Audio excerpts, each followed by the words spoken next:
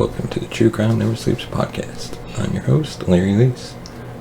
Today, on the new episode of Shit Outta Luck, we're diving into Ramzi Yousef, capture and captivity for one of America's most despicable terrorists. First, we'd like to thank our sponsor, Poddex, for sponsoring this episode. Check them out today at poddex.com and use the promo code Larry21 for 10% off your first purchase.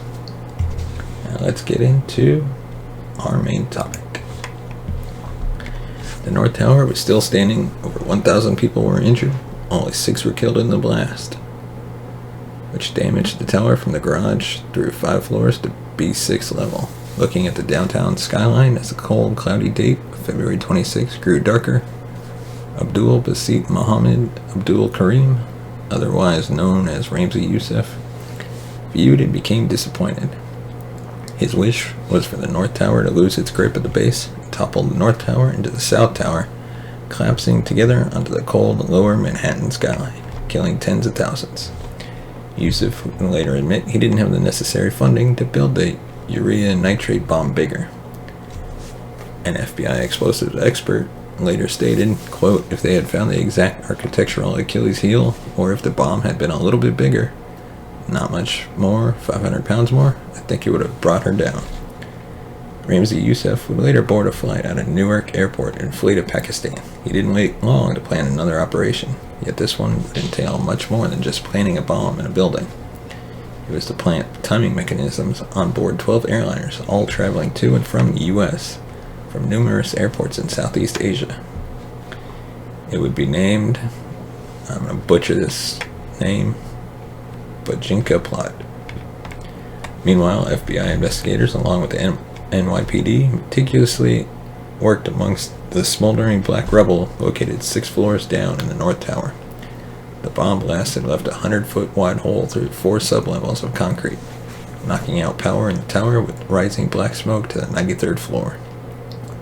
Most of the over 1,000 injured suffered smoke inhalation. Over 300 agents from the FBI were on the scene. In the coming days, the investigation even had a code name, Trade Bomb. While combing through the rubble in the underground parking area, a bomb technician located some internal component fragments from the vehicle that delivered the bomb. Miraculously, the vehicle identification number found on a piece from an axle gave investigators crucial information that led them to a Ryder truck rental outlet in Jersey City. Most of the FBI lead investigators had initially thought the perpetrators had long left the country, or were absent from public view, hidden far away. By luck, one investigator called Ryder in Jersey found an application for the truck under the name Muhammad A. Salama. Salama was still in the country. Even more mesmerizing, he was coming back to the Ryder location to report the truck was stolen and asked for a $200 refund of the security payment. FBI investigators would end up arresting him shortly afterwards. Most of the suspects involved in the blast would be detained and arrested.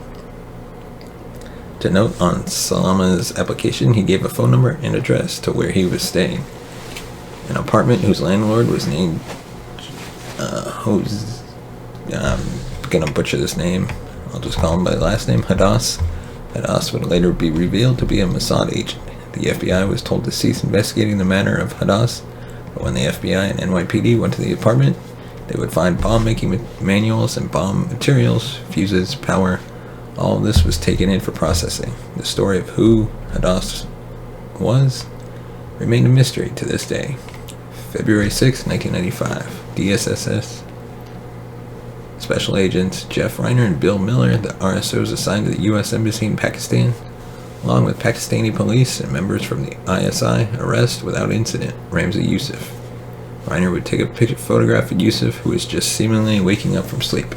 The tip-off to U.S. Yousef's whereabouts came from an associate to Yousef, Estate Parker, who was recruited for planting bombs aboard the airliners in the upcoming terror plot.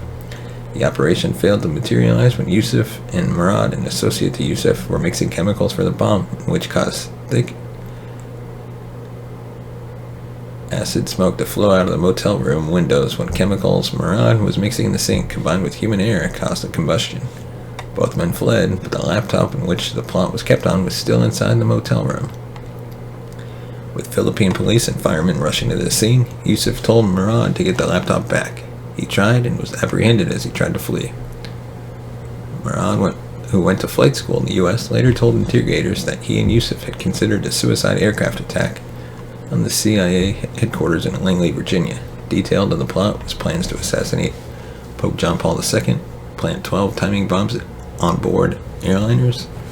Now, with almost everyone involved in the 93 World Trade Center bombing apprehended, except Abdul Yassin, who was in Iraq prison at the time and unknown to anyone in the U.S., the trial of Ramzi Yousef began in 1996, as Yousef and 2 conspirators were also indicted for the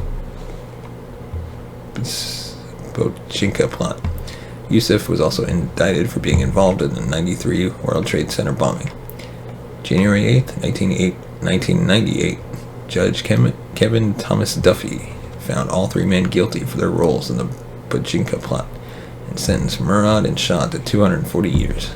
Yousef received the same sentence for being not just involved with the plot, but also the mastermind of the 1993 World Trade Center bombing. The next day, Yousef gave an hour-long statement.